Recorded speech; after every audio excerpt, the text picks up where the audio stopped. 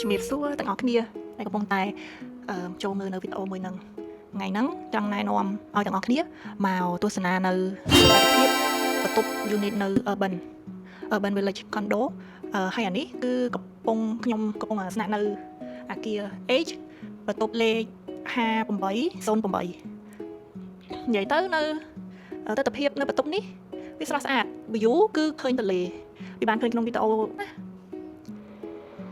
ហើយឮសលេងអ្នកចិត្តខាងគេនៅជួសជុលគេនៅដេកឡើយខ្ញុំមិនន័យថានៅមានការដេកនៅមានការជួសជុលផ្សេងវាអត់ទាន់ហើយដល់អញ្ចឹងទៅវាបង្កភាពថ្លង់បន្តិចនៅក្នុងវីដេអូហ្នឹងហើយឥឡូវនេះខ្ទង់ម៉ោងប៉ុន្មានហើយបាត់ទូរស័ព្ទមិនដឹងទូរស័ព្ទណាហើយខ្ទង់ម៉ោង3 4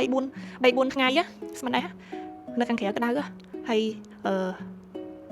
ឥឡូវក៏ឃ្លានទៀតថ្ងៃមិញអត់ទាន់បានញ៉ាំអីថ្ងៃទេញ៉ាំបានតែ5ពេលព្រឹកហើយក៏មក check up នៅបន្ទប់និយាយទៅយើងមក check មើលថាតើវាមានអីខ្វះខាតទៀតដើម្បី update បន្ថែមហើយមើលទៅបន្ទប់នេះវាស្អាតអស់ហើយមករៀបចំខែមករៀបចំអីផ្សេងដូចបានឃើញវីដេអូស្អាតអស់ហើយនិយាយរួមទៅទីតាំងនៅខាងនេះវាចិត្តនឹងពលានយន្តហោះថ្មីចាពលានយន្តហោះតេជោអញ្ចឹងសម្រាប់អ្នកដែលគាត់ធ្វើការជាហូតេសធ្វើការនៅលើយន្តហោះខ្ញុំគិតថាទីតាំងកណ្ដូលនេះត្រូវជាមួយពួកគាត់ព្រោះវានៅចិត្តកន្លែងធ្វើការអញ្ចឹងបើសិនជាពួកគាត់ចង់ស្វែងរកទីតាំងណាដែលនៅចិត្តកន្លែងធ្វើការអាចតាក់ទងខ្ញុំបានតាមរយៈទូរស័ព្ទលេខ086 811 119ចាមាន Telegram មានអីមកសពចង់ដឹងពីតម្លៃជួលចង់ដឹង in detail ថាបន្ទប់នឹងប្រហែលការ៉េអីតាក់ទងមកផ្ទាល់មកហើយសម្រាប់តម្លៃវិញសមរម្យខ្លាំងទៅណាទីគាត់ឲ្យថ្មីសូម្បីម្ចាស់ក៏មិនទាន់បានដីមកយកផងអញ្ចឹងបើសិនជាអ្នកណាដែលគាត់ចាប់អារម្មណ៍អាចតាក់ទងមកបានហើយចំពោះតម្លៃកុំបារម្ភអត់ថ្លៃទេចាសម្រាប់តម្លៃវិញមួយខែ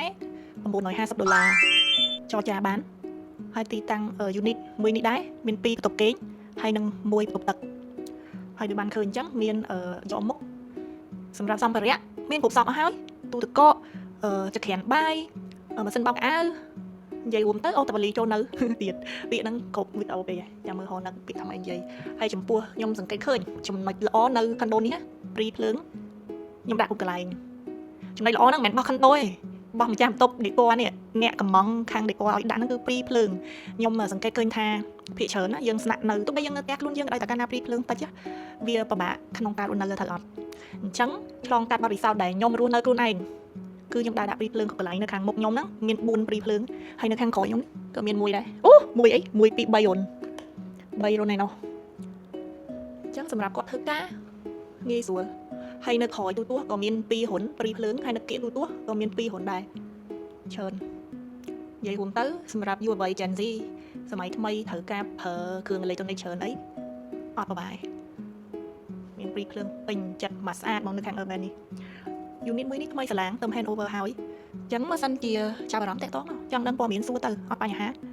ចាអរគុណដែលបានទស្សនានៅវីដេអូមួយនេះហើយសង្ឃឹមថាមានអ្នកក៏មិនសួរក៏ដូចជាមានអ្នកតាក់ទងផ្ទាល់តាមលេខទូរស័ព្ទសួរនាំទៅចង់ដឹងអីសួរនឹងទៅបើចាប់អារម្មណ៍ចង់ជួលនៅ unit នៅខាង Urban Village ផ្លូវ60 ម៉ែត្រអរគុណ